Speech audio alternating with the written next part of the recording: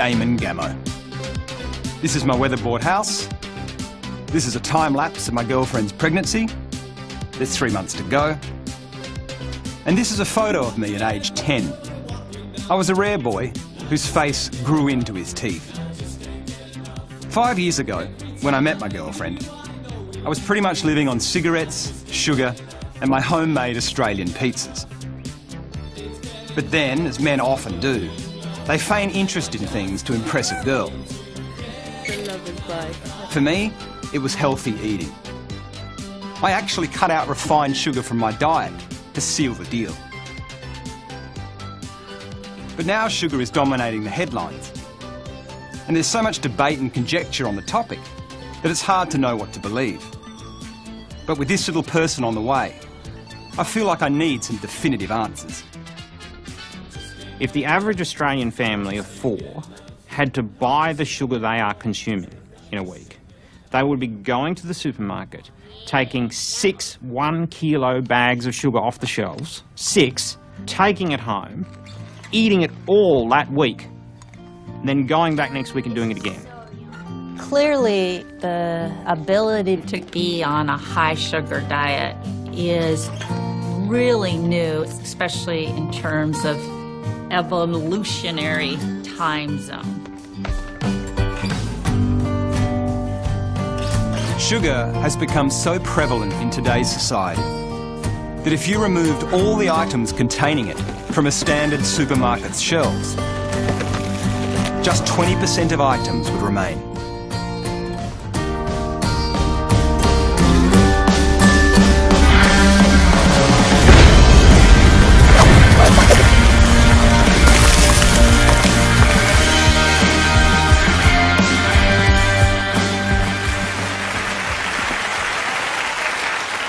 Ladies and gentlemen, boys and girls, this is the condensed history of sugar.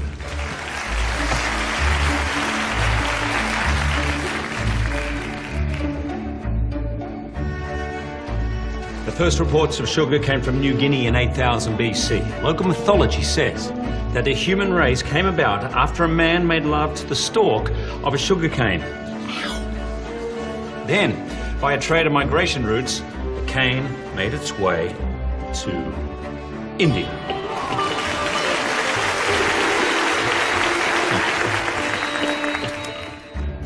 In the 12th century, sugar arrived in Europe, and due to its rarity, it quickly became a status symbol for royalty. Queen Elizabeth I had a real love of sugar. So much so that her teeth rotted and went black from it. Yeah.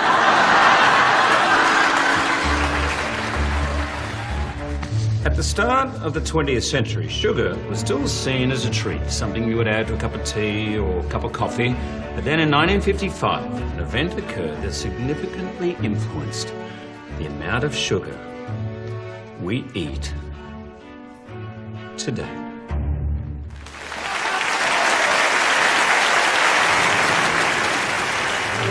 A stunned nation hears that its president is stricken with a heart attack at the... On September the 23rd, 1955, the US President Dwight Eisenhower suffered a heart attack, and the issue of heart disease was thrust into the public domain. Summoned to the hospital, a famed Boston heart specialist. 2 strong theories emerged. One led by an American scientist named Ancel Keys, who declared that fat was the problem, while a British doctor named John Yudkin believed sugar was to blame. I'd be very happy if everybody had 4 pounds of sugar a year. They eat 100 pounds. Over the next 2 decades, the discussion brought fierce arguments from both camps.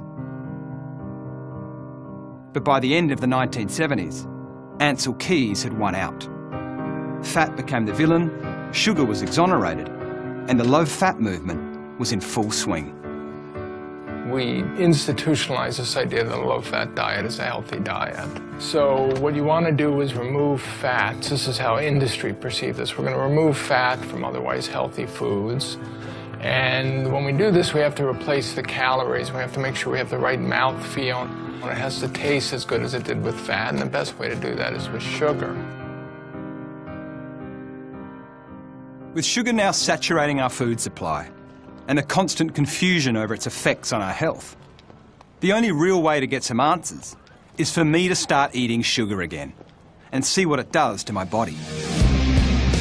So the first step is to set up an experiment with the help of a team of experts. My chief sugar advisor is the author David Gillespie, aka the Crusader. In charge of my blood tests is one of Australia's leading clinical pathologists, Dr. Ken Zakaris, aka Professor Blood. My nutritionist is Sharon Johnson, the Celtic food queen. And supervising my overall health is Dr. Debbie Herbst, aka Checkups. Okay, so I want to do this mission. I want to find out what sugar does to me. What kind of things do I need to do? If you want to match Australian averages, you're going to have to be in the range 40 teaspoons of sugar a day. 40 a day? Yeah, 40 a day. That's what's embedded in most of the processed food that most people are eating. So, right, so does that mean I'm going to eat a lot of these kind of sour rainbow blowpipes? I mean, is that, how am I going to get to 40 teaspoons? You won't need to come near a place like this to get to 40 teaspoons. You just go to a supermarket and you'll get to 40 teaspoons. Right. The point is to test out a very high sugar diet and to see what effects we get, what changes I notice in the body. 2 months, I want to eat 40 teaspoons of sugar a day. 40 teaspoons? 40 teaspoons. Ooh. How are you going to do that? Off-the-shelf breakfast cereals like Just Right, low-fat flavoured yogurt. Another good one would be some beans on toast. Baked beans? 1 serving of a iced tea, you'll end up with nearly 9 teaspoons of sugar. If I can achieve 40 teaspoons a day without touching perceived candy or junk food, I mean, I can't quite fathom that's possible, but if we can do that and see some changes, then that's, yeah, that seems like a pretty good story. A lot of your health markers are going to be going in very much the wrong direction, and I'm very glad to hear that you're going to be having some medical supervision because I think you're going to need it. Anyone in the family with diabetes? No.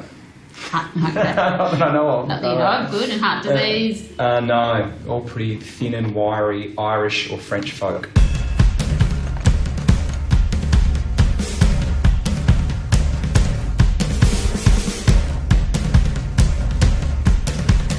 We're going to look at how the blood sugar changes, obviously.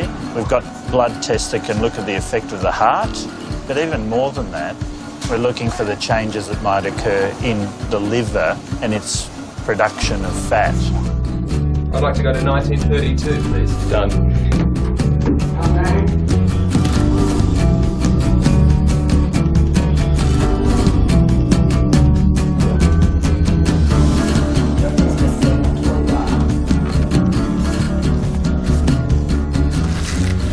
So you've got a really normal, healthy blood pressure, 121/79, and your heart rate's pretty good at 75, so that's pretty good. Alrighty, so we'll just have a listen to your heart, see what it sounds like. You know what it's saying, Damon. Don't do this crazy Exactly, thing. that's exactly what I heard it saying. There are some tests that we're doing just to make sure that you're not doing anything too stupid here. Usually I'm telling people not to eat all this sort of stuff, so... I personally think you're insane for doing it at all. But no, honestly, I think it's dangerous. But I guess on the plus side, everybody else is already doing it.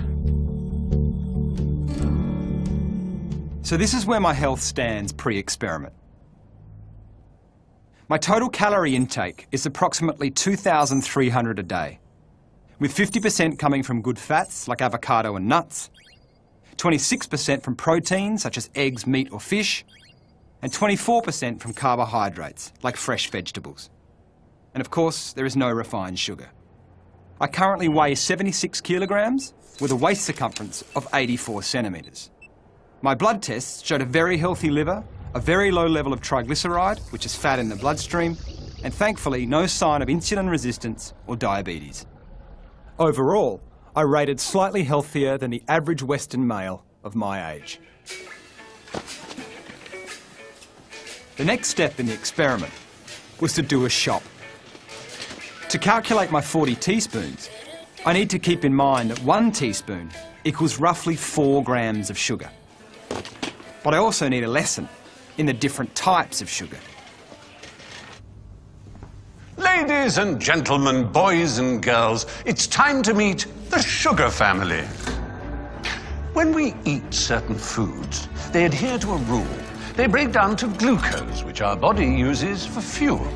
Breads, pasta, veggies, and grains all turn to glucose to be used by our brain. But also our cells and our organs, too. So without any glucose, there would be no you. Lactose is next, and she's as smooth as silk. She's the first sugar mammals have. It's in their mother's milk. You'll find it in cheese and milk and tubs of yogurt, too. But take care if you're intolerant. You'll be rushing to the loo. Now, sucrose is the sugar that all the fuss is about. Some say it's dangerous, while others still have doubt. Sucrose is the table sugar we have in coffee or tea. She's the sugar family's sweet little daughter. Or not, apparently. Now, this table sugar, or sucrose, is made up of two sugars. It is 50% glucose, the head of the family, plus 50% fructose. Now, fructose may well be the sugar family's mischievous teenage son, because in the past, this fructose was very, very rare. It was found in fruits, and veggies, and honey, if you dared. But now we find it everywhere, in so many foods we eat. And you'll always know if you're eating fructose, because it's the thing that makes food sweet. You see, people on this planet are growing sicker every day. And many scientists now believe that fructose has a role to play.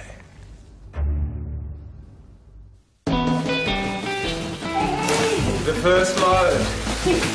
Why don't we make these middle shelves the sugar zone? I love it. Yeah, some juicy juice. Yeah. Juice boxes, babe. Yep. Up and go. So here are the rules for my next 60 days.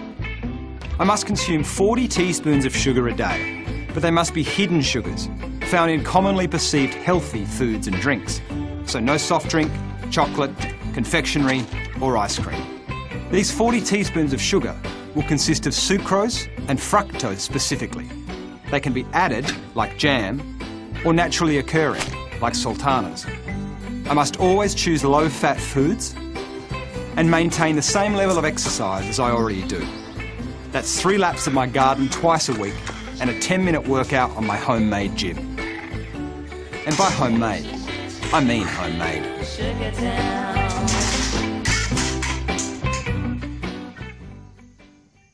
Tomorrow morning, I start. What are your feelings? I hope you're okay.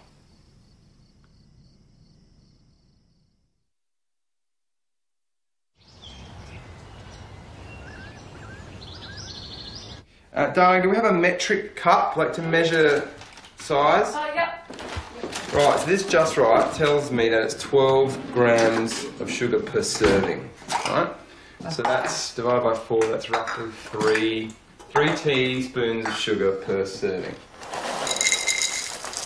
That's a recommended serving size with 3 teaspoons of sugar. Now, I don't know about you, but I'm a growing boy.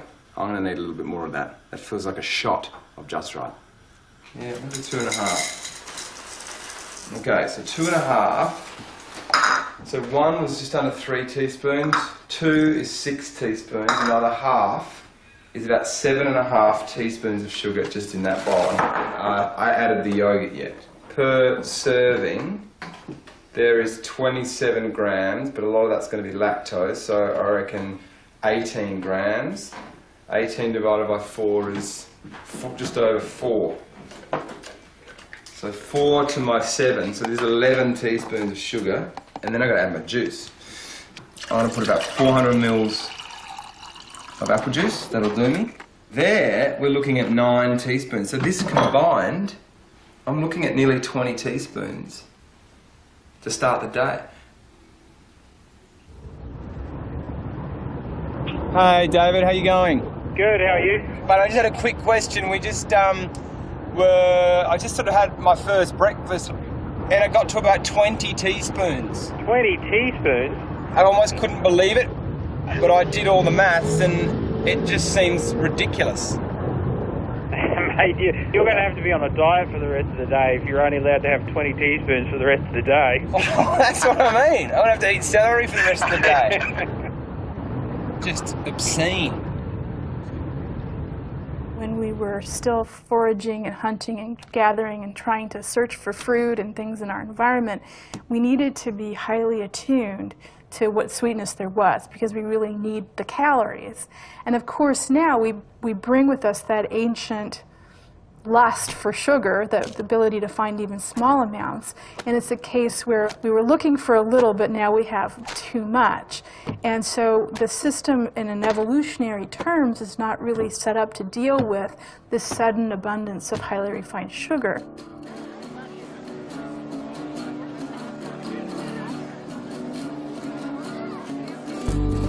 After just 2 days of the experiment, I was amazed at how easy it was to get to 40 teaspoons without eating any junk food.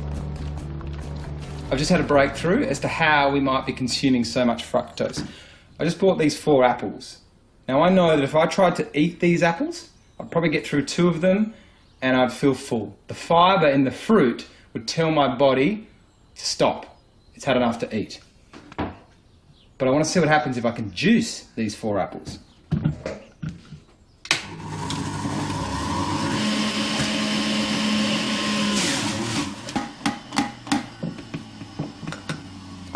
Right, so that's 4 apples. That's the sugar from 4 apples in 1 glass. Now 1 apple is about 4 teaspoons of sugar, so that's 16 teaspoons of sugar in that glass. See, nature has given us this perfect little packet, and it's got all the nutrients, the fibre that tells us when we're full, and just the right amount of sugar in this. But what we do is we invent a machine like this, which extracts only the sugar, and then we throw everything else away.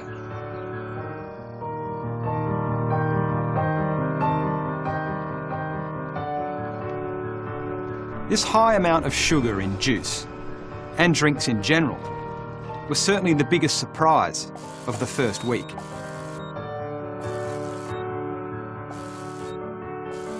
Beverage tend to really create a rush, what I kind of call a tsunami effect. So you basically have this huge wave of sugar that gets to your liver, and that has a lot of consequence.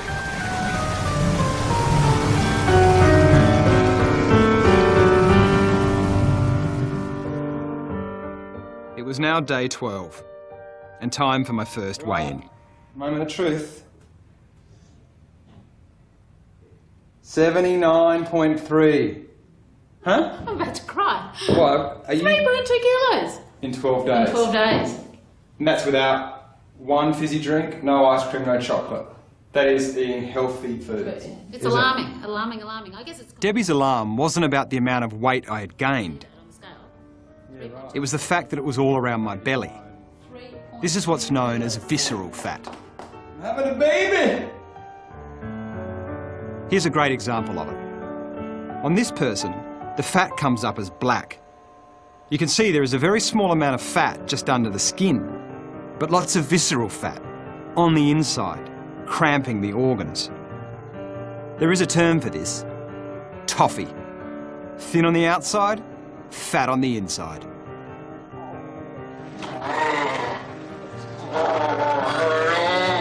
We know that with fructose, you tend to accumulate more fat in this area. We don't know why, but we know, on the other hand, that when you do accumulate that fat in this area, you have a lot of metabolic disease that are associated with this.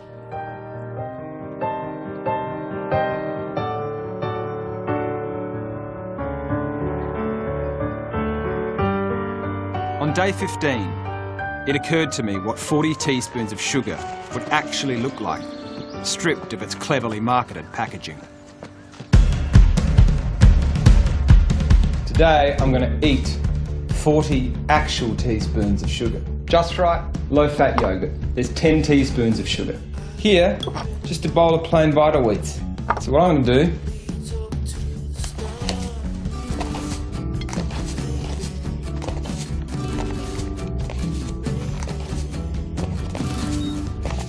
this now equals that.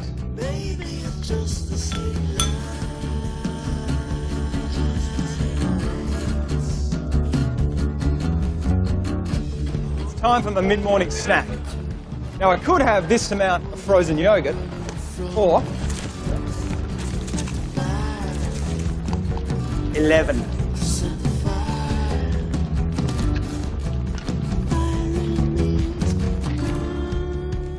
So it's lunch. I have this delicious piece of chicken here. Now I could add half a packet of this teriyaki chicken sauce, or alternatively,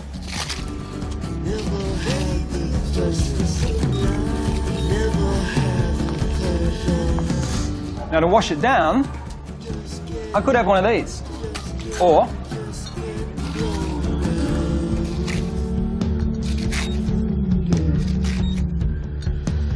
I'll take the sweet, you can take the sound.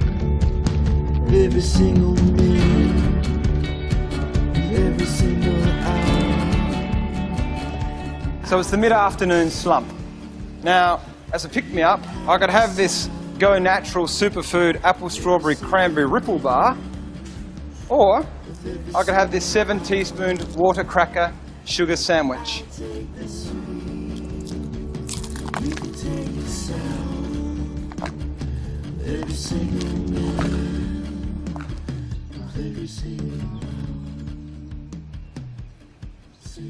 It was at this point that I thought I'd better check in with Professor Blood.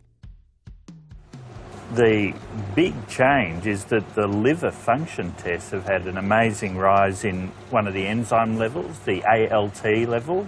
The ALT is an enzyme in the liver which helps the reactions go out. If it appears in your blood, because that's where we measured it, it shows that the liver cells are releasing their contents, i.e. they're being damaged or dying. And so it's really... My liver cells are dying. They are. It's obviously getting full of fat. You've got the signs of a fatty liver. And this is really the first time I've actually seen that it can be actually developed in 2 or 3 weeks. Right. Given my liver has turned to fat after just 18 days, I think it's time to take a closer look at what sugar does once it enters the body. This is the actor Brenton Thwaites. He's very kindly volunteered his body for the following demonstration.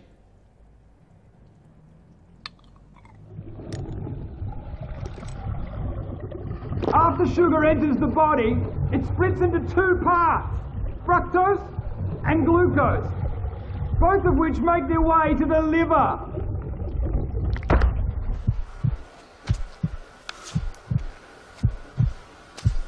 Now, once in the liver, the glucose is dealt with efficiently.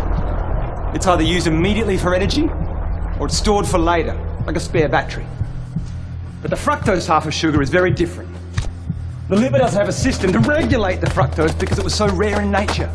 So it hoovers it out of the bloodstream whether it needs it or not. And if all our spare batteries are full, then it rapidly turns it into fat.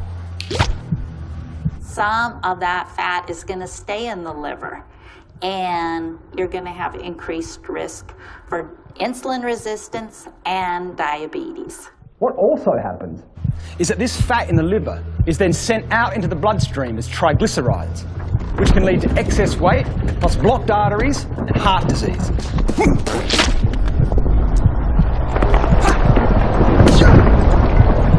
Now, when we're eating lots of sugar and other carbohydrates like bread and pasta, we're producing lots of glucose. A hormone called insulin is released, which is like a key that helps to open our cells' doors so they can absorb all the glucose, remove it from the bloodstream, and burn it for energy. The more glucose in the blood, the more insulin is released. But the key point for us is that while this insulin is in the blood dealing with all the glucose, it tells our fat cells to hold on to the fat. it actually turns off our fat-burning processes. So when we're eating lots of sugar, we're putting fat into our bodies via the fatty liver. Plus, because of all the glucose, we maintain the level of insulin, which tells our fat cells to hold on to the fat. We can't burn off fat when insulin is around dealing with all the sugar. This is what may be happening to a huge number of the population. It's highly unlikely with Brenton, though.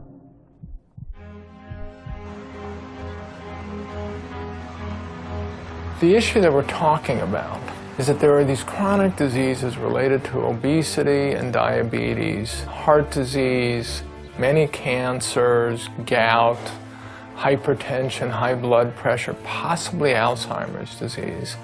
The question is, would these diseases exist if sugar wasn't in the diet?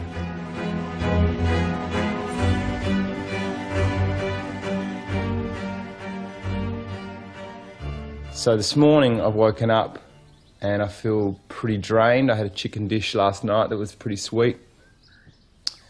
And I can just tell that my body feels lethargic and it's waiting for its next sugar injection. So the perfectly named Up and Go is going to start my day today, banana flavoured, with about 4 to 5 teaspoons of sugar. It was obvious that sugar was affecting me physically, but the real surprise was the impact it was having on my moods. It's amazing, it's so sweet, and I can feel my brain responds to it straight away, like it tastes delicious. The thing I've noticed the most is the mood swings. Big highs when I have the sugar and I feel super alert and switched on for about 45 minutes. Yes. And then I'll get this feeling of real lethargy. I'll feel vague, a bit aloof, until I get that next hit again, and then I'm right to concentrate. I just noticed the attention is reduced and is much more distracted. And it's very unlike him, very unusual. What you're describing is absolutely what the research has shown. There's a high concentration, energy, followed by a crash. The brain and body runs on glucose. If the glucose level is going constantly up and down, you know, zinging high and low and back and forth, then your mental function is just unstable. If your glucose level is stable and not fluctuating, then you have more clarity. It's almost like the body is getting used to this new reality that I've created, and it gets its burst of energy from the sugar. Yes. And then when that's not happening, it's like going, okay, we're ready. Like, I guess I used to smoke. It's a similar feeling. Tell me a little bit more about what it's like when you've just had some sugar and when you're on the sugar high. Quite a childish thing comes out in me, like and then I'm full of beans for a while. He can be like that in, you know, day-to-day life. He's really fun and playful, but the difference is there's a kind of manic edge to it that wasn't there before. It's kind of a bit more like, ah! Now, the manic state is quite interesting because it's not the same as happiness, right? There's a sort of a sense of being wired. So it's interesting because that's the thing that we do see, and of course I'm not suggesting you've got bipolar disorder, but it's a phenomena that we see in that particular condition where there's a very high mood, but it's not actually a very pleasant mood. So Damon, the way that blood sugar affects your mood, I like to explain to people with a really simple diagram. So this is your blood sugar levels here. This is the point where your brain is really happy because it's got enough sugar to keep it going. It is your most important organ in the body in that way. When you eat something that's really sugary, like lollies or fruit juices, that sort of thing, your blood sugar will spike really quickly and then it will crash down again really quickly. The reason it crashes really quickly is because in response to that sugar, the body releases insulin, the hormone, that takes it into the cells so it can be used for energy. So that big crash, though, means that your brain's no longer happy. So in response to that, we get the release of stress hormones like adrenaline, which is then signaling the brain to tell you to eat something sugary again, so that we can get it back up again. Wow. And so once again, we get more insulin and it dips down. And that's why you get the fluctuations in your mood from that sugar spiking and falling. And the problem with the adrenaline is that that can lead to anxiety and even panic attacks because of those mood changes.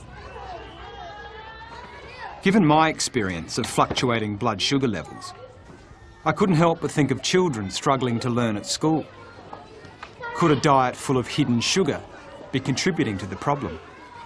This has had a very profound impact on children's behavior, on mental illness. It has exacerbated many different types of neurological disorders, but we don't actually name what the cause is, which is the sugar that's in the diet. Sugar Crisp is candy coated right down to the last wheat puff in the box. As a cereal, it's dandy. For snacks, it's so handy. Or eat it like candy. Toast Sugar Crisp.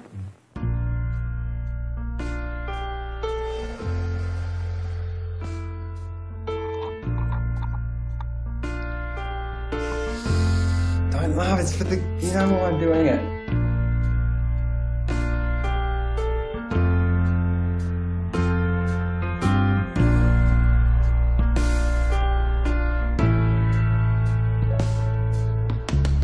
The speed at which my high-sugar diet was affecting me took us all by surprise.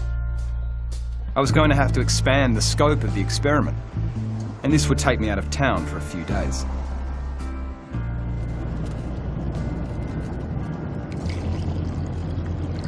In 2002, I spent some time with an Aboriginal community and was stunned by the amount of sugar they consumed. Like so many Indigenous cultures introduced to a Western diet, their relationship with sugar seemed particularly destructive. The Aborigines have remarkably little sugar in their diet. 2 or 3 small pieces of candy would be equal to the sum total of the amount of sweetness that an Aborigine would get in 1 year. In 2008, Coca-Cola claimed that Australia's Northern Territory was their highest selling region per capita in the world. This was in large part due to the local stores in the Aboriginal communities. Just 100 kilometres from Uluru is the small town of Armata. It has always been alcohol-free, but in 2007, its population of just under 400 people consumed 40,000 litres of soft drink.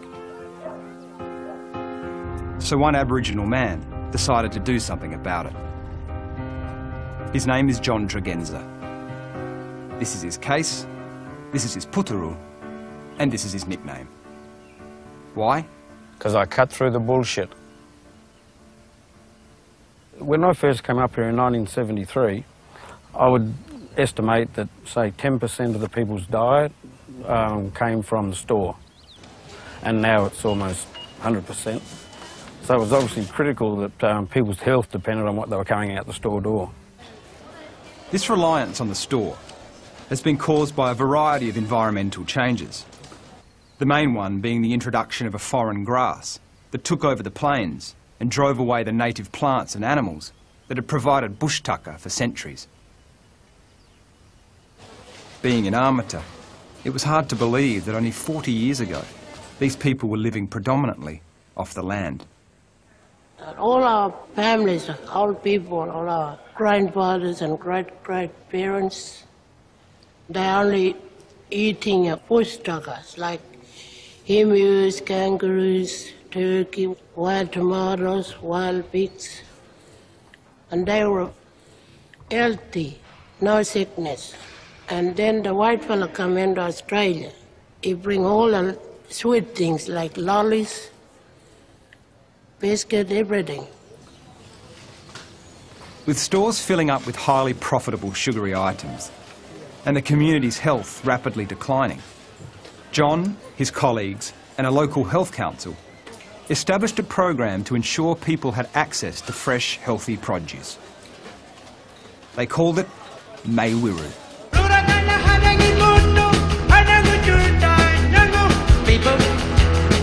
The Maiwiru quickly went to work.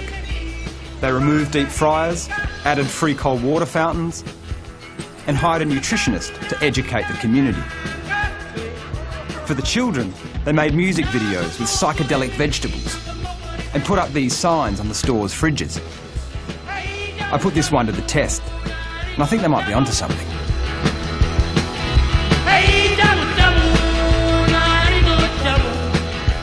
But most importantly, the local people were empowered and began making their own decisions about their health.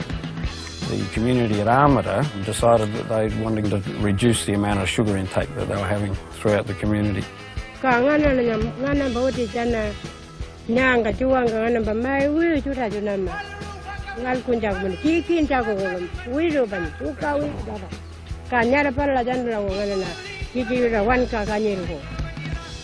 The first high sugar item to go was the black fizzy stuff. So they've said, we don't want Coke, so they don't have Coke. So no one is upset about it. It is a decision by the elders, and so we don't have Coke. Mai Wiru was working, and in a very short time, Armata had the lowest rate of sugar consumption in the region. With the level of sugar consumption in other communities I've been in, it's astronomical. It is over the top. I think the Mai Wiru group in itself could teach a lot of the other communities a lot. But just when everything seemed to be headed in the right direction, the government slashed Mai Wiru's funding. The organisation is now left with the skeleton of staff. The nutritionist was the first to go. The Pitjantjatjara Yangundjatjara people really feel it because it was their idea. Like, they're the ones who saw the problem, they're the ones who bury their own people, they're the ones who want to make a change, and they've been totally ignored, overridden, and had funding taken off by federal and state governments and given to non-Aboriginal organisations. It's really quite outrageous. The thing that struck me about Armata is that although Coke is gone, without a nutritionist to continue the education, people are still consuming vast amounts of sugar in other products. And their health is suffering as a consequence.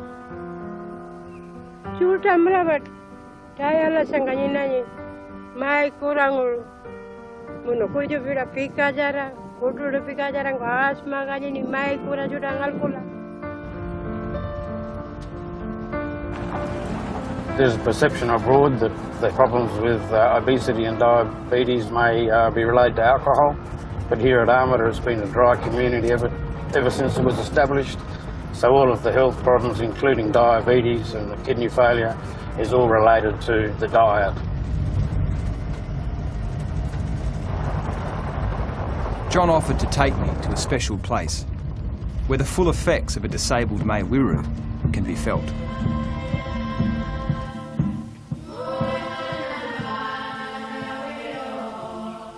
I've known almost everyone buried here. I've got family members buried here. These 5 graves here are all people under 40. That's another young person in there. Whole group up here of 2 sisters and a brother who all passed away from kidney failure.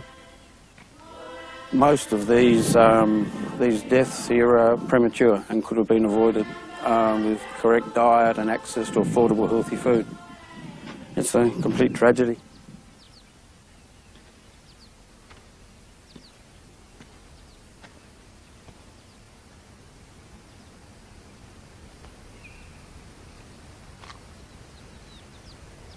After 4 days in Armata, it occurred to me that what is happening to my body is perhaps a concentrated version of what has happened here and in many other Indigenous communities. I'd been sugar-free for a long time, and now, by suddenly subjecting myself to a high-sugar diet, the effects have been both rapid and acute.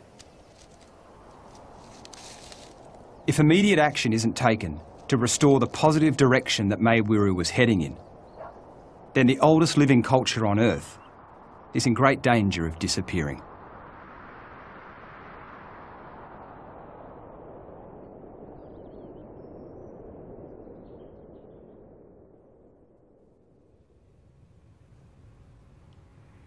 Oh, look at that. 81.2. 81.2. Okay, so what's that in? 1.6. So how in a month I've put on 5. Something like that. Yeah. 76. You started out at 76. Yeah. Over 5 kilos. Oh my God. What? Hang on, is that a... Hang on, don't tell me. 91. 91? 91.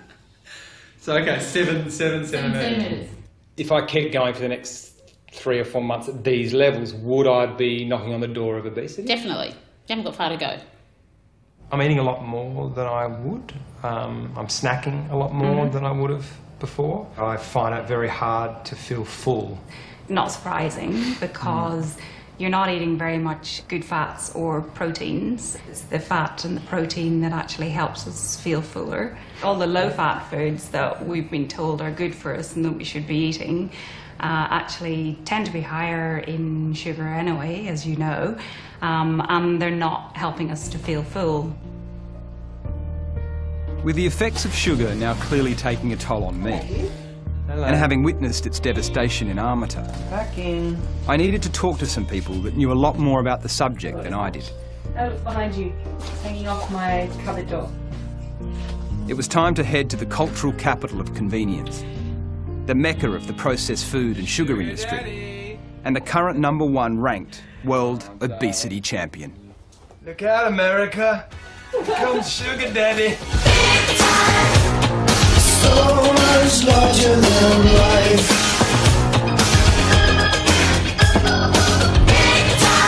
I'm gonna watch it grow away.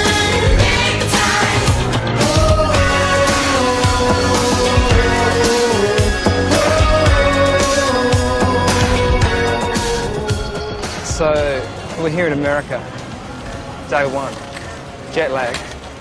So I just went into Jumbo Juice and got me one of these. 139 grams of sugar. I actually need a calculator for this. That is 34 teaspoons of sugar in that drink. That is nearly my daily allowance in this cup. What a great jet lag cure. Wow, wow, wow, wow. Now, if I was to eat the same amount of sugar that was in that smoothie, but the sugar was in its original fruit packaging, I would have to eat 4 peaches, 9 limes, 30 lemons, and 30 strawberries. This might be fine for a bear about to go into hibernation, but it can have damaging effects for a human who thinks they are making a healthy choice.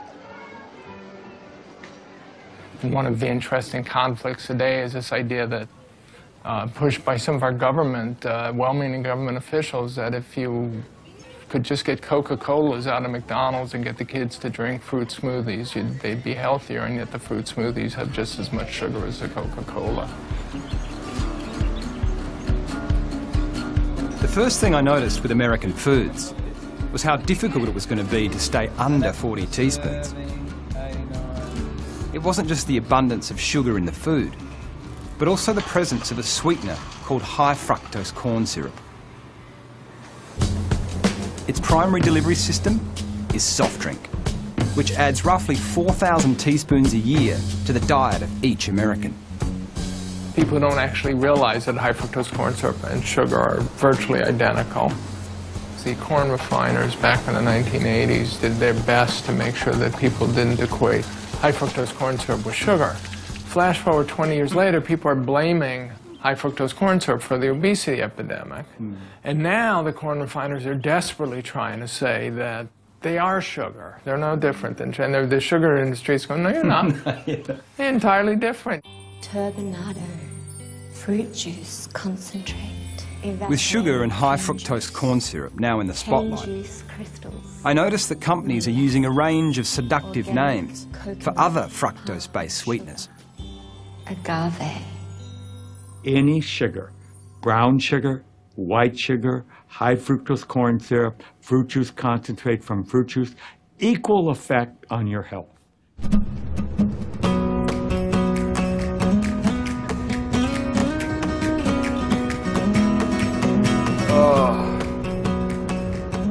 not feeling very well at all today. Nauseous in my stomach and had a headache all morning. And it's interesting because we're driving through rural America now. We're in North Carolina. Oh, my kingdom's sinking, and I don't know what to do. It's so hard to get any kind of decent food. There are signs that say food exit, but that food is either McDonald's or Taco Bell or KFC. It's impossible. And if you grew up as a kid and this is your only experience of food and what food is, it's little wonder that there's a massive problem in this country.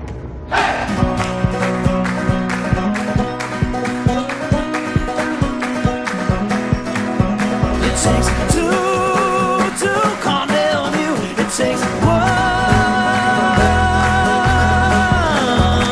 to be saved.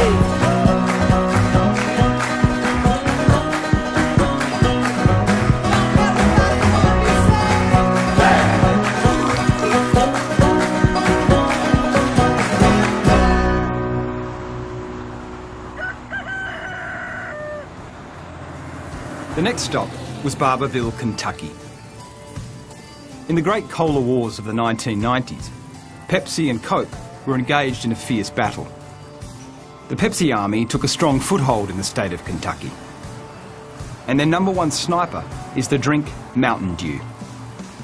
In this 1.25 litre bottle, you'll find 37 teaspoons of sugar and 40% more caffeine than the same size bottle of Coke.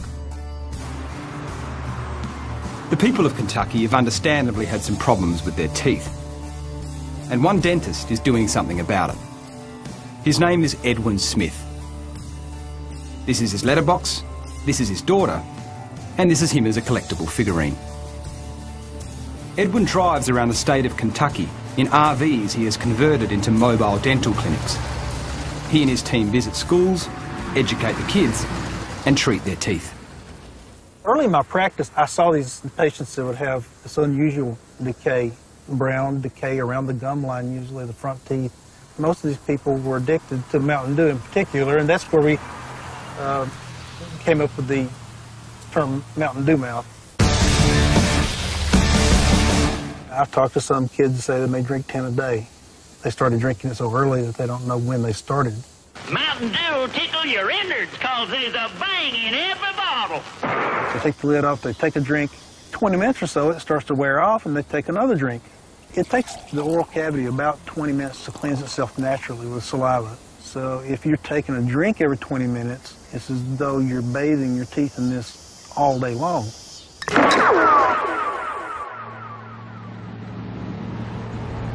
What's the youngest kids that you treat?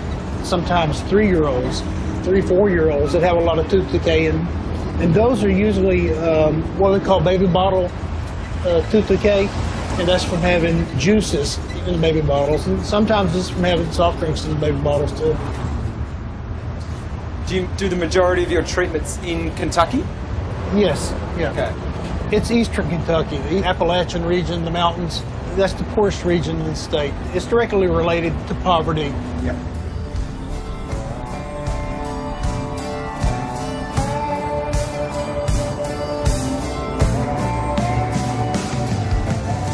It's pretty common for people around here to drink a lot of pop. Mainly it's Mountain Dew and Pepsi. This is 17-year-old Larry. He's lived in Kentucky all his life. This is his tat, this is his favourite t-shirt, and these are his teeth. My 18th birthday is in 8 days, and I mean, people look down upon me because of my teeth. As I was a kid, I was never worried about my teeth, and I would just take a pop everywhere I went, and I always had one in my hand. And how old do you reckon you were when you had your first Mountain Dew? Like how old? I would probably say 2 or 3. And how much a day would you say you have? I would say at least 4 or 5 bottles. If it was cans, I would say at least a 12-pack. 12 cans a day. Are there people doing that in this town? Yeah. What about you were talking about your cousin before? I would say about 6 or 7 cans a day, and he's only 3 years old. And does he drink it from the can? No, from the bottle. She puts it in his bottle.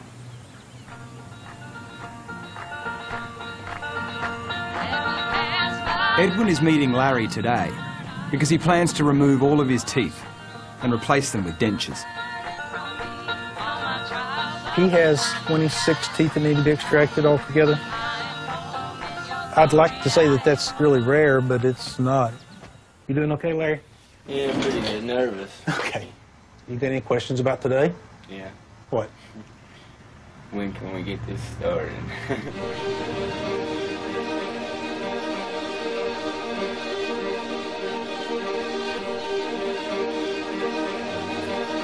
Can we get his mom in here? Okay. I don't want no pain for him. I wish I could take it for him.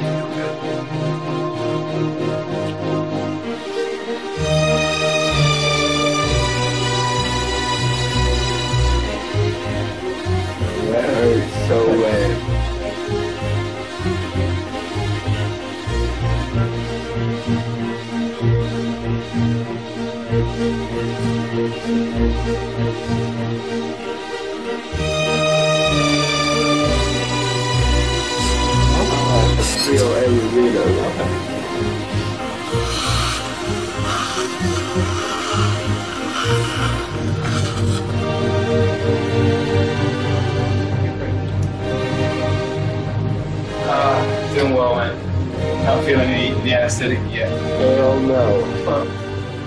You're a brave man. My blood pressure said, Yeah. Well, right now Larry doesn't feel numb, and I think we have a couple factors playing a role in that. One is that he's very nervous and the adrenaline's flowing. And the other is that he has infection in there and has had infection for some time, so the anesthetic does not take effect as well. The condition his teeth are in now, you know, he suffered a lot before he's even been here, so he knows what pain is.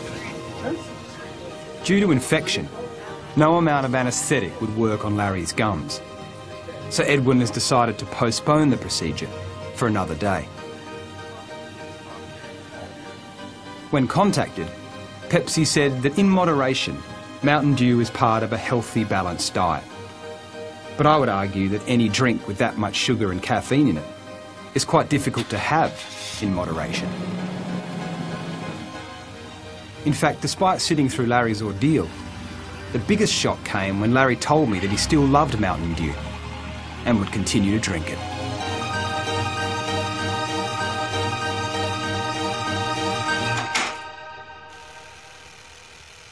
Hi, honey. Oh, it was an amazing day. When you think of Armator and now this, you're seeing the direct effects of what sugar's doing. And the companies, they just don't see it because they're worried about making money. They're not on the ground level seeing the effects, and they don't care, really. And I spoke to the dentist about like what Pepsi have done about it and stuff, and he said, oh, look, you know, they contacted me and said, look, we really want to help you out, and, you know, so they bought an RV, another car to help with the kids, but he's like, look, yeah, that's good, but they don't really need an RV, they need education. But as he said today... They need to not drink Mountain Dew every day. But as he said, they're not going to educate the kids because that means they'll stop drinking it, and that's a disaster for them.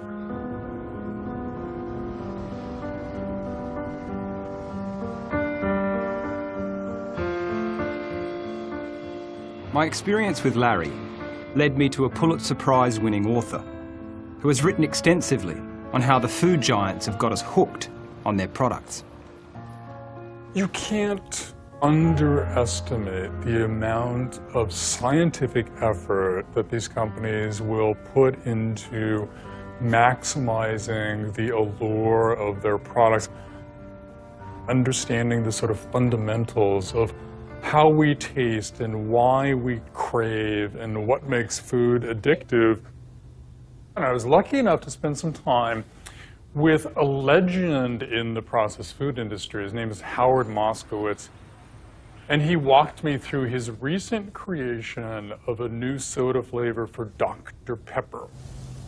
He started with 61 levels of sweetness in the formulation, subjected that to more than 3,000 consumer taste tests around the country, then took that data, and out came the optimum level of sweetness that was guaranteed to send their new soda flying off the shelf.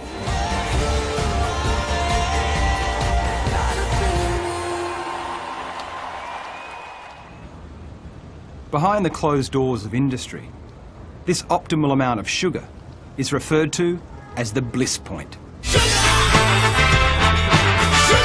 Back in the 1970s, Howard Moskowitz discovered that as you increase the amount of sugar in a product, people liked it more and more. But then they peaked, and if any more sugar was added, then they stopped liking it. So I discovered the bliss point, and that's what it was christened, the bliss point. Well, fast forward 45 years later, it means pasta sauce, it means sodas, it means cereals. Creating bliss points in products all over the place is exploiting the biology of the child.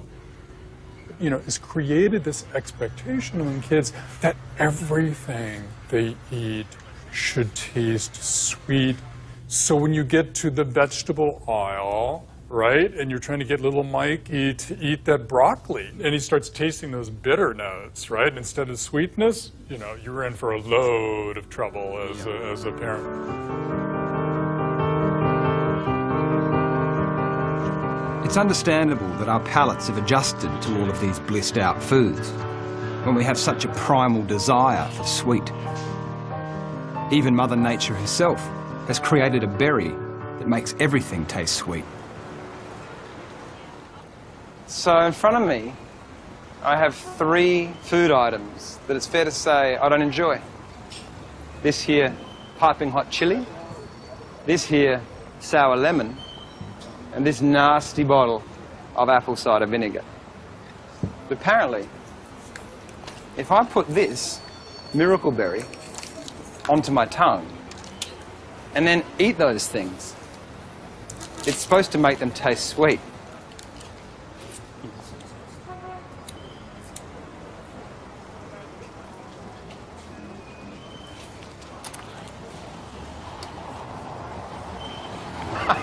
No way!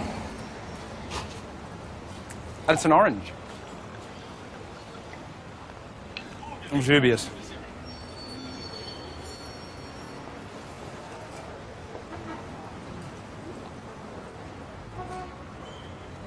When I hit my throat, it was really intense. But in the mouth, I don't know what it tasted like. Maybe lemonade kind of thing. It wasn't too sweet, but it was not apple cider vinegar. But this has got me nervous. I do not like chili at all.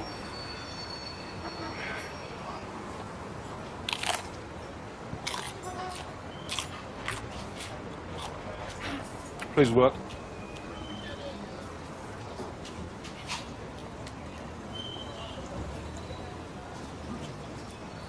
Nothing. In my throat though. There's no miracle berry on my esophagus. Damn. This experiment with my taste buds made me realise what the food companies have always known, that adding sweetness can make anything palatable. I'm so sorry. Well, almost anything.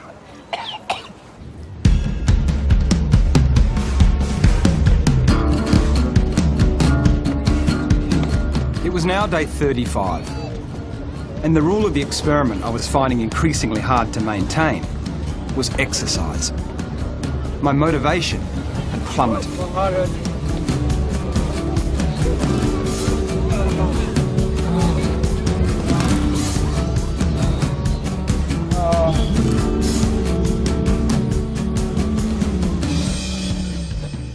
Hello, Sharon. How are you feeling? Oh, well, if you could see me, you would not recognise me because there's a few pimples that have arrived There's a lot of fat and fullness in my face, and my tummy is really quite something to behold. I can't fit into my favourite new shorts anymore, which is a bit disappointing. When did the pimples break out? About 3 days ago. It's probably your liver reacting.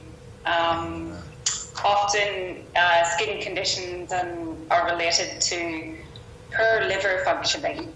So if someone's on a sort of like high processed sugar diet, you'll see it in their eyes, you'll see bags under the eyes, you'll see it in their skin, whether they're here or they're just really drawn and lethargic. Sugar's effects on me physically were obvious, but my cravings for it and the mental toll it was taking prompted me to explore what it was doing to my brain. So I took my pimply face to the Oregon Research Institute. This group of scientists, who I'm trusting enormously, own this colossal magnetic sucking machine called an fMRI, which they are going to put me and my brain into.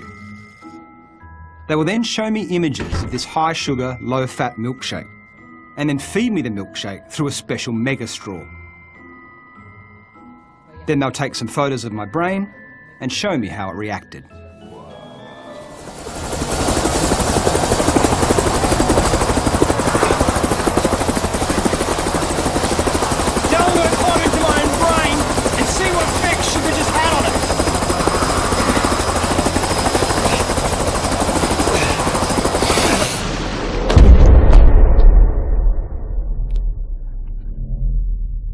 Now, the first step is that we see what's called a cue, or a trigger, which in my case was the milkshake. It can be a picture of one or the real thing.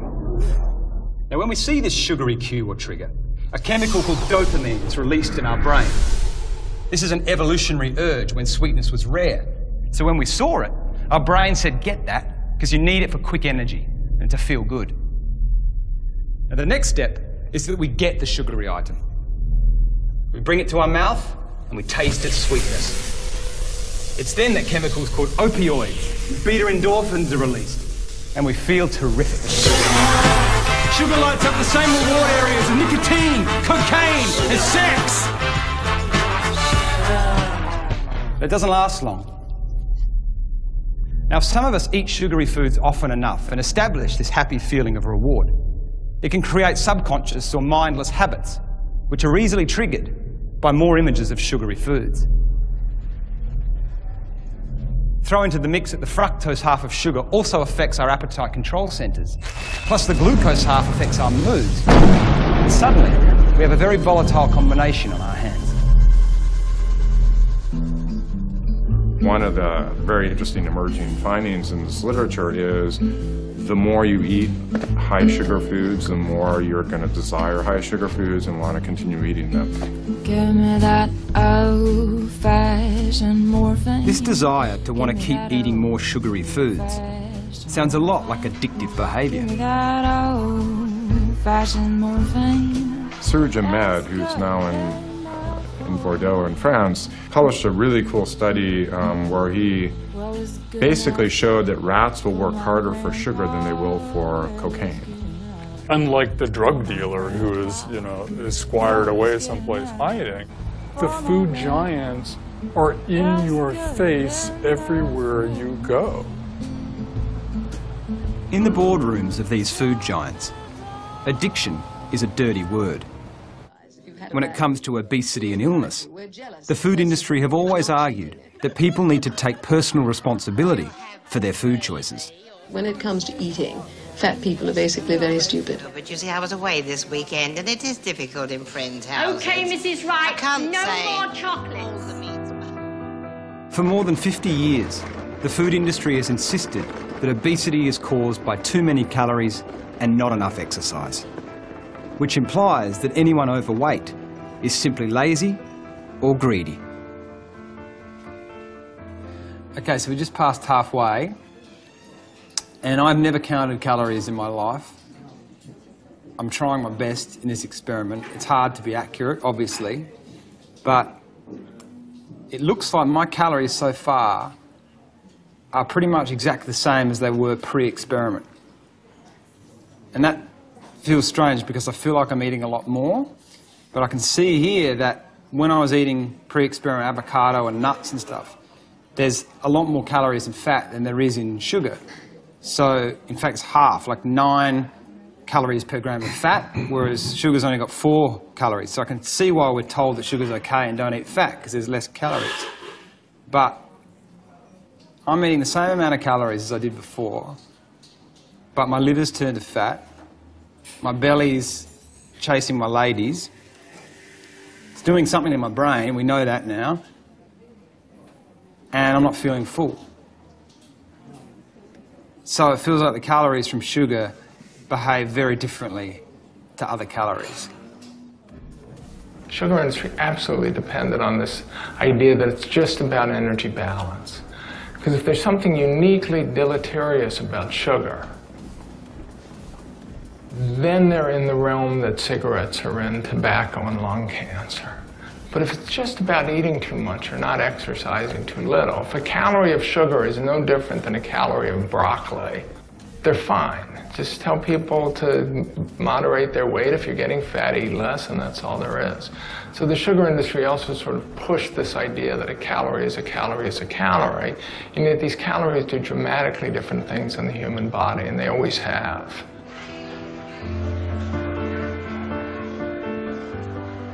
It's become clear to me that in the search for profits, the food companies are not only targeting our primal desire for sugar, but are also insisting that all calories are equal.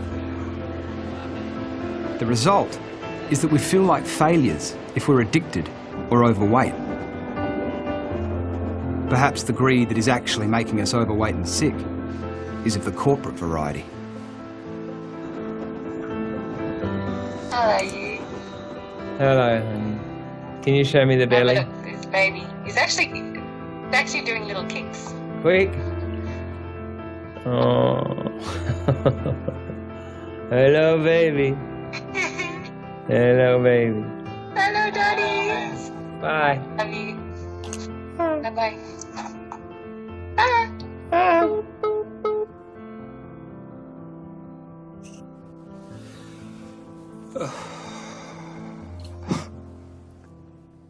You know how many sugarholics there are in this country? Millions and millions of them. As you go around the schoolyards, you watch the young boys and girls of this country and see how many of these children, they're soft, weak muscles, they're out of condition, they don't have the energy and vitality they should have. They look like sugar. They don't... After 45 days, it became more and more evident that we're just not getting a clear message about sugar. Could the fact that sugar's global trade is worth $50 billion have anything to do with it? It turns out that the suppression of the message began in the 1970s, when the US government was reviewing the safety of sugar for the first time. The Sugar Association launched a campaign to ensure their product wasn't vilified. In this case, what the sugar industry did is they stepped in when the evidence was ambiguous, and they said, we're going to kind of make sure it's always ambiguous. To do this, the Sugar Association paid scientists, hired a PR company, and released a report with a press release that read, "Scientists dispel sugar fears." They put out this document called Sugar in the Diet of Man. There's no sign that it was paid for by the sugar industry. It looks like a very official document. It's published in a journal. The sugar industry sends out 25,000 copies. This report was then used by the government to determine its findings. Sugar was exonerated, and the rest of the world followed suit. Jack Tatum, president of the Sugar Association, is presenting to his board, and he says, look, there is no conclusive evidence linking sugar to these chronic diseases, and this is the lifeblood of our organization. It's the lifeblood of our product. If anyone ever links sugar to these diseases, we're dead. So our job, what we have to do, is make sure that there's no consensus. You know?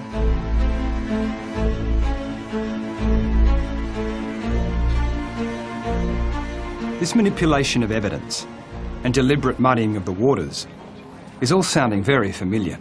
Okay, how's about taking a nap? Hey, I got a better idea. Let's take a Winston break. That's it! Winston. And evidently, it's still going on today. If you create a list of the things that the tobacco industry did to stall or to fight off public health actions that would curtail smoking, the food companies are doing every single one. Paying scientists to do studies that favor industry positions, paying money to professional organizations like heart-related and cancer-related organizations, putting out deceptive statements in the press, characterizing science that doesn't work out for industry as junk science. You know, there's a very long list of these things. Tobacco industry did them all, and the food industry is doing them all. Many of the reviews that the final review is that there is no evidence that sugar is associated with metabolic disease of any kind are funded by the sugar industry. Given everything I've learnt so far, it was hard to believe there are still scientists defending sugar and fructose. I was curious to meet one of them. I haven't eaten sugar for nearly 3 years. Yeah. And part of this film is that I'm, for 60 days, eating a very high fructose sugar diet. Yeah. I thought maybe I'll put on a little bit of weight. I put on 6 kilos in Australia, which is 15 pounds. Right. All hidden sugars, granola bars, low-fat yogurt. What's happening? Well, what I'd say is that that's a very powerful anecdote, and I think, you know, I think that's true, can be true for a lot of people. But I would say that you have to be careful anytime you do a high amount of anything. I think if I was to put you, again, on a white bread diet, you know, or to put you on a crisp, you know, potato chip diet or French fry diet, you might have a similar effect. I think the issue is that all of these calories really need to be regarded as discretionary. I found John's position on calories so similar to the line that the food industry takes that I felt compelled to question the source of his research funding. Have you ever received any kind of funding from Coca-Cola? You know, I think this is a really important question, and it's very important for me that I be transparent. So we've received investigator-initiated, unrestricted funding from Coca-Cola. What that means is they had no say over our questions we were asking, how we conducted the research, our analysis, our interpretation, and our data plan. It's a red flag for me to hear you even say that. Is like, whoa, yeah. Okay, because this is a company with 650 beverage products that rely on fructose and sugar. Yeah. So what I would say is you're right. I mean, we realized this going in. I mean, some may view this as sort of shaking hands with the devil, I guess. I mean, even though that's the case, you know, we're confident enough in what we're doing in our protocols, and we're laying everything bare that we could, you know, afford to engage with them. I think we should not take money from the industry directly. I think it's just morally wrong to do that. And, you know, money is tough. So it's a big dilemma for researchers as well. But we don't want to taint the answer. We want to know the truth. Just 1 week later, I saw an ad for a symposium on fructose and sweetened beverages. It was sponsored by Coca-Cola. Their keynote speaker was Dr. John Sievenpiper. He spoke about calories and there being no link between fructose and cardiometabolic diseases in the studies. Coke madly tweeted about it, and then the host asked the audience to maybe put together a YouTube video to, you know, bring some balance back to those messages that are out there for the public. I found this video on YouTube, but I'm not sure it's quite what they had in mind.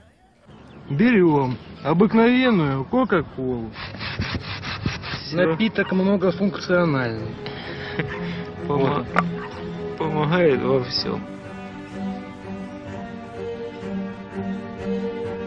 As the US leg of my experiment neared its conclusion, what really struck me is that despite all the effects sugar is having on us, in many ways, we've just adapted to its saturation. And I'm just noticing how incredible the human body and the human mind is, because even though I'm having 40 teaspoons of sugar a day, I've adjusted now to this new reality. My body just accepts that this is what I eat, and my brain deals with the moods up and down. I just get on with life and it's fine, I can function. But I'm not nearly as efficient as I was. My fuse is a lot shorter. I'm exhausted. And I think that's how a lot of people live their lives. People are up and down all day, but it's just their reality, so they accept it, and they've never experienced anything different.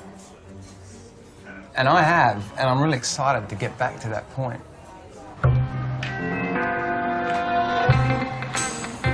If you've always lived this way, you have no idea what life can be like.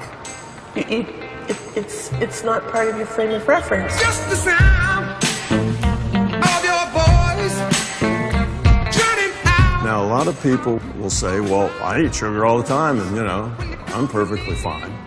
Well, what they don't understand is that they eat sugar all the time and they're fuzzy and their mind is cloudy all the time. Goes a long way. Sugar has now become so deeply ingrained into the fabric of our society that some people can't imagine life without it. Let's say we took away added sugar. Well, then what are people going to do to get that same feeling in their life that sugar gave them in terms of their values and preferences? But we forget that we didn't always live like this. Society has changed. 200 years ago, there was not a society in the world when they had a festival that was basing what they ate and what they drank on sugar. Today, it has become synonymous with any celebration. But more profoundly, it is one of the simplest ways we communicate love. I think the reason that sugar has become so ingrained is that it actually evokes love. Our brains respond to the chemical effect the same way we respond to love. If we're feeling upset, what do? We have some sugar. Oh, I feel better. There's not enough sweetness in our life, not enough love. Oh, I'll just have some chocolate. With sugar having such complex associations with our hearts, minds and bodies, I wonder if it is having far greater ramifications for the culture than we've considered.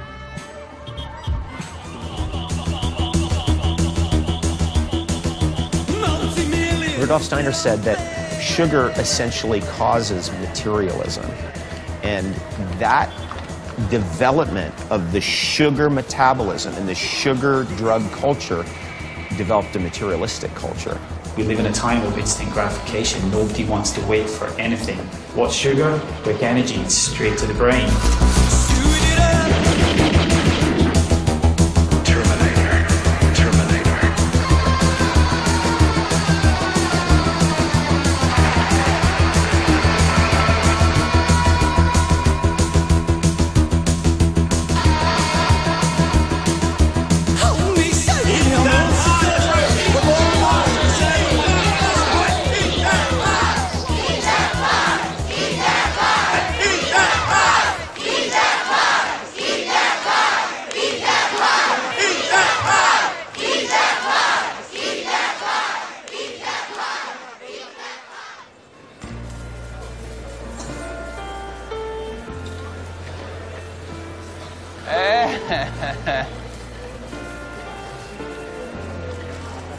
Hi, darling.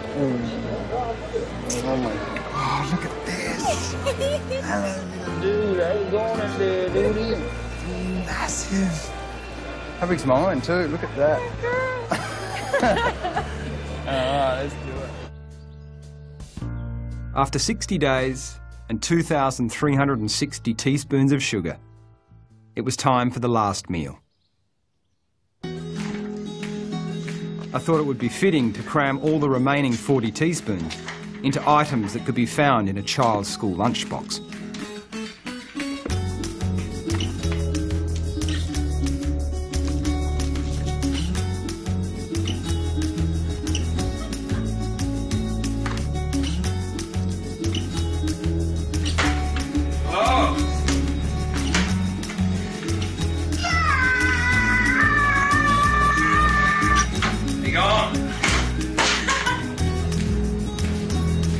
One week later, after having all my blood tests done, I assembled the team to hear the final verdict on what sugar had done to my body. The obvious place to start is the liver. A key marker for determining liver health is a hormone called ALT. In the first month alone, mine jumped from 20 below the safety line to 20 above the safety line. So it took you from, say, the best 20% of the men to the worst 10% in 1 month. In 1 month. Fatty liver is the first step towards insulin resistance. So once you're on an insulin resistance pathway, then you're on the pathway towards type 2 diabetes and then ultimately insulin-dependent type 2 diabetes. Today in Australia, 9 people had a limb amputated to that disease. My triglyceride levels, which is the fat in the blood, went from a healthy 0.08 to 1.5. So you'd hit the risk point. Gee whiz. In 2 months of healthy eating. Healthy eating. High triglycerides can also indicate a switch from healthy cholesterol to the damaging small dense LDL cholesterol. Small dense LDL lines you up for heart disease because they're the ones that are embedding in the arterial walls, forming plaques, and that's the bit you don't want. Yeah. Have all the LDL you like, but don't have those. Yeah. In terms of weight, I gained 8.5 kilograms overall and added 7% to my total body fat. But more ominously, increased my waist measurement by 10 centimetres. This is the dangerous visceral fat. I showed a slight change in the bum expansion test, a variance in the rear flesh wings test, and had great success in the highly scientific belly slap make a fat wave wobble test. I was quite, as you know, quite alarmed that you were able to do that in such a short amount of time. Again, eating heart-approved healthy foods that everyone's going along thinking, is totally fine to be doing. And we're worried about the future of this obesity epidemic in Australia, whether it's going to lead to an epidemic of liver disease in the long term. But perhaps the most enlightening of my results was the calorie count. As I discovered, my calorie intake was virtually the same as my pre-experiment diet. The big difference was the source of the calories. I'd pretty much done a direct swap of healthy fats for sugar-laden products. I was looking at the total calories as well, and very often it would come out as less than what he had eaten previously. The way that calories have been measured in the past needs to be re-looked at. This calorie counting and this intense fixation with it, and it's our fault as much as, I take responsibility because that's a message we've been spewing out for the last 30 or 40 years, but we really have to try and turn things around. And Damon is living evidence, living proof. It is not the calories, it's the source of the calories, it's where they're coming from. I'm surprised how quickly things went downhill for you. I honestly am. To put on so much weight in just 60 days without really changing the number of calories you were eating, without eating rubbish, to have such a big effect. 10 centimetres on the waist, 8.5 kilos on the body, full-blown fatty liver disease developed, well on your way to cirrhosis, well on your way to insulin resistance. That's a disaster.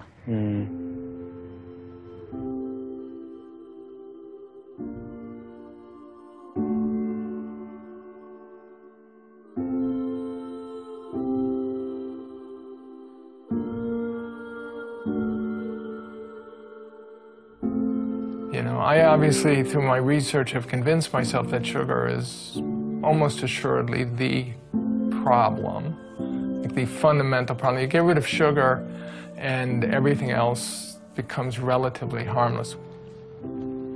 We would like to do the definitive study, but even if we find out next month it gets funded, it's still going to be 5 more years before I will have results.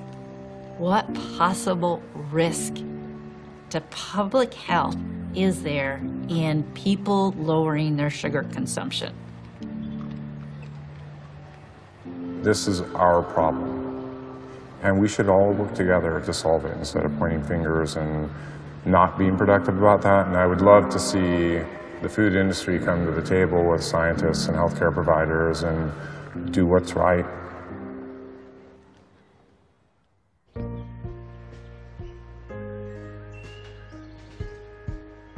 The first week of giving up sugar wasn't a lot of fun. Frankly, it didn't feel that different from giving up cigarettes.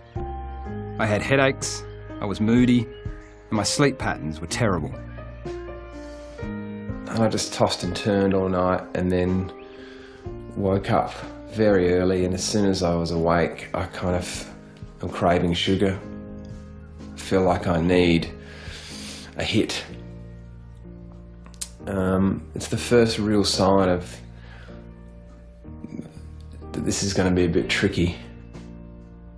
But I knew from previous experience that I wouldn't feel like this forever, and that ultimately it would all be worth it.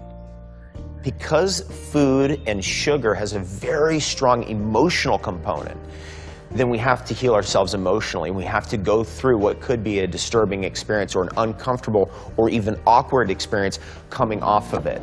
But once you get through it, which is about 2 to 4 weeks, suddenly the desire for sugar disappears altogether. 1 month after finishing the experiment, a miracle occurred. Our daughter was born.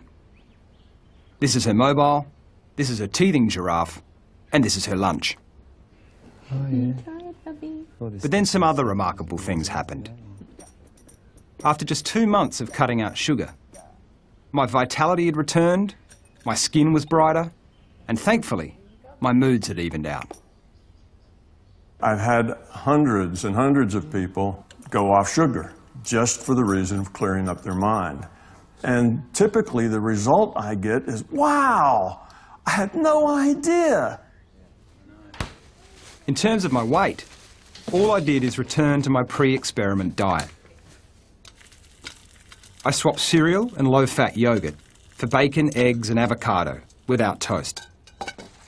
I snacked on nuts and cheese instead of muesli bars, and ate fish or meat with the fat left on and lots of green vegetables for dinners. I lost 6 kilograms with minimal exercise. Once you remove that hormone disruptor, fructose, from your diet, your appetite control works again and your weight drops. Because I replaced sugar with healthy fats, I felt full again and didn't have to eat as much. Consequently, I spent the same amount on shopping as I had during the experiment. Whenever you walk into a supermarket, make an immediate right turn or left turn for the produce aisle and avoid everything in the middle. Everything in the middle is a huge amount of calories with very little nutrients. And what we want to do is reverse that. But the biggest surprise was that all of my blood tests had returned to normal. So no more heart disease risks and no more fatty liver. I think the most important message is that this is not you get a fatty liver and that's it. It will stay fatty. It actually can be reversed very easily by taking away the fructose from your diet, taking away all those drinks. I mean, water is a good drink. Yeah. In truth, Mommy's pie. it did take a while for my palate to readjust to my lady's unsweetened cooking. Things tasted bland for the first few weeks, but then I rediscovered the full flavours of fresh produce. For just 5 days, I want you to discontinue or take out of your diet for 5 days these foods that I'm going to show you, and I promise you that you will feel 100% better. Will you please try this for me, just as an experiment, because I'm here trying to help you. You help yourself a little bit. White sugar, candy, cake, ice cream. In the USA, it was recently recommended for men to have no more than 9 teaspoons of sugar a day, and women no more than 6. Australia currently doesn't have an equivalent recommendation. I love chocolate. I eat a little piece of chocolate every day, but I'm careful, and I understand the adverse effects if I have too much of it. But for me, it's simpler to cut out sugar altogether. And that means avoiding artificial sweeteners too, that keep the cravings alive. If you continue to reinforce it has to be sweet in order for it to be good, then you're never really learning how to do food, good food. I want my daughter to grow up healthy and happy, and not waste any of her precious time counting calories or obsessing over weight.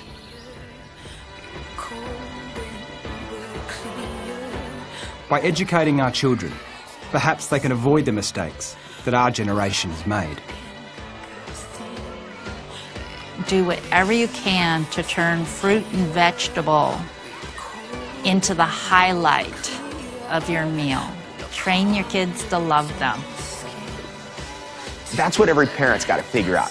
How do you get in all those great nutrients? How do you get those superfoods into your child and make it taste good at the same time without spiking their blood sugar?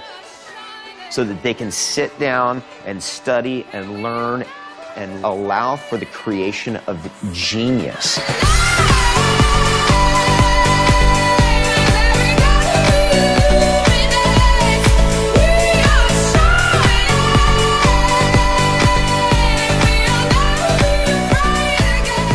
That's why we're having this sugar experiment. We had to learn that this is not the right way to go in order to help inspire us to get to the next level. I certainly don't think that sugar is solely to blame for all our current health problems. But given its prevalence in our food supply, lowering our consumption is a great place to start.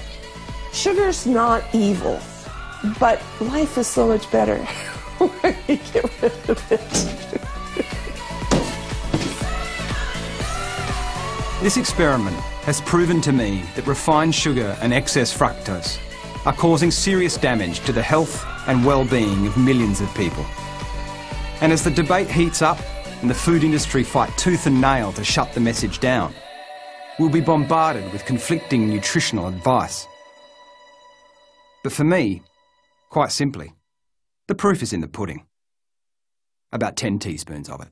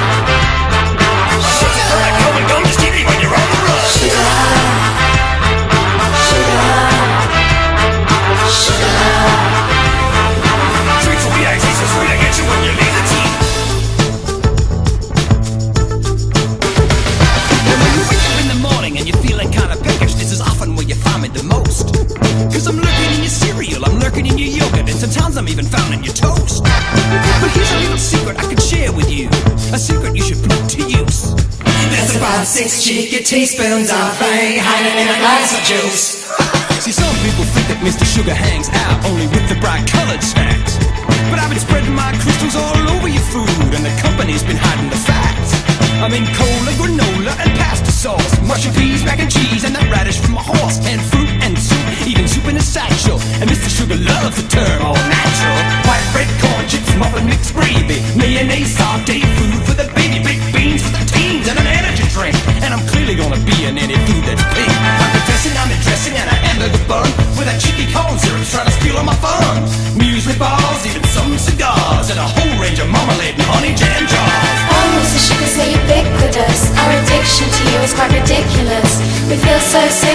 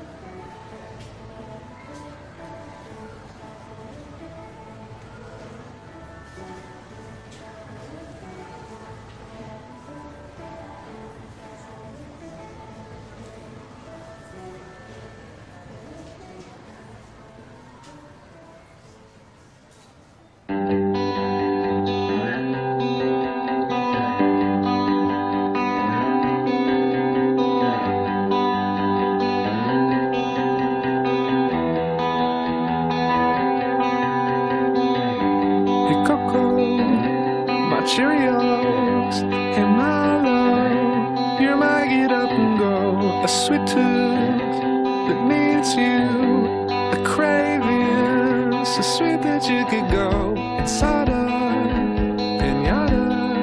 You're like sugar. You're like sugar. You're like sugar. You're like sugar. You're like sugar. You're like sugar. You're like sugar. You're like sugar. Your sweet touch is too much. I can't be. You're the root of my decay, like the first taste of chocolate cake. I'm honey, we'll have a love stay with me. You're like sugar. You're like sugar. You're like sugar. You're like sugar. You're like sugar. You're like sugar. You're like sugar. You're like sugar. You're like